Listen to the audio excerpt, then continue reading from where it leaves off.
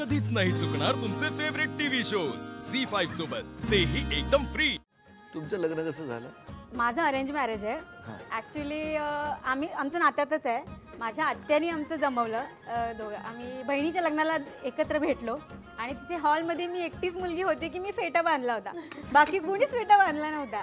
आणि त्यांनी विचारलं की ही मुलगी कोण आहे? कोणी? मिस्टरांनी, म्हणजे माझ्या मावशीला। ती फेटेवाली मुलगी पाहिजे। फेटेवाली मुलगी कोण आहे? अच्छा। तर मग तिथून मग आमचं जमलं। तुमचं लग्न कसं झालं? लग्न माझं लव्ह मॅरेज आहे। कसं ते? आम्ही एका क्लासमध्ये होतो कम्प्युटरच्या, तिथे मग आमची भेट झाली। त्यानंतर 3-4 वर्ष झाल्यानंतर मग घरी सांगितलं। मग घरी रितसर पद्धतीने बोलणी करून घरी कळल्यावर नाही, काहीच नाही प्रॉब्लेम, काहीच नाही। कम्प्युटर नाही काहीच पप्पांचं आणि आईचं म्हणणं होतं मुलगी सुखी राहणे एवढंच महत्वाचं होतं। जावई कसाही राहू द्या। जावई कसा आहे सध्या? सुखात आहे? कसा आहे तुमच्या दोघांमध्ये त्यांचा स्वभाव? सेम आहे, आमचे स्वभाव दोघांचेही सेम आहे। म्हणजे कसे? एकदम फ्रेंडली आहे, बोलायला वगैरे सगळ्यांमध्ये मिळून मिसळून असतो तो। चिडचिड कोण जास्त करतं? मी करते। आणि ते सुखात आहे तसं म्हणता तुम्ही?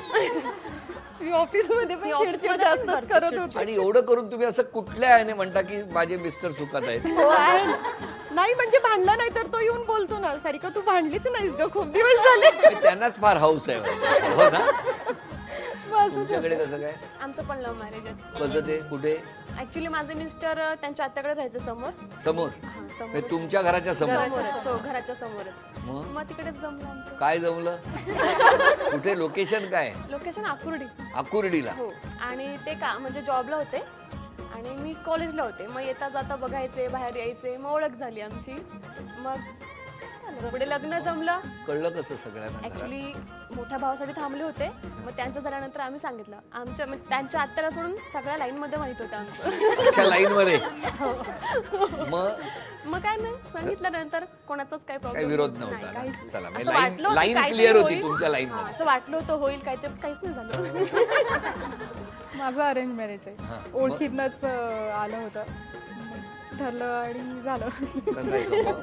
छान आहे त्यांचा स्वभाव, मिळून मिसळून आहे। माझा शांत आहे, त्याचा आहे तो मिळून मिसळून आहे, म्हणजे बोलका आहे त्याचा स्वभाव।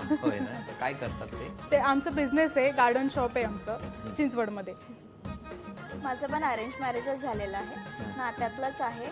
महावीर जयंती असते ना तेव्हा स्थळ आलं होतं, मग आम्ही बघायला गेलो त्यांच्याकडे। मग ते लोक आले बघायला, मग व्यवस्थित अरेंज मॅरेज वगैरे झालं सगळं। लग्न आधी एंगेजमेंट झाली, त्याच्यानंतर ना मग लग्न झालं। लग्नाचा किस्सा सांगतेचा, आम्हाला माहितीच नव्हतं की लग्न वगैरे ठरलंय। आणि दुसऱ्या दिवशी आली मेहंदी वगैरे, हातात रिंग वगैरे, आणि माझी एंगेजमेंट झाली। आम्हाला कोणाला खरंच वाटत नव्हतं।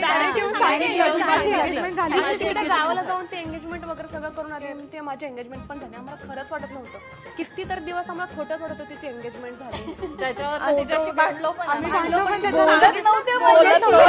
तुमची एंगेजमेंट झाली म्हणून?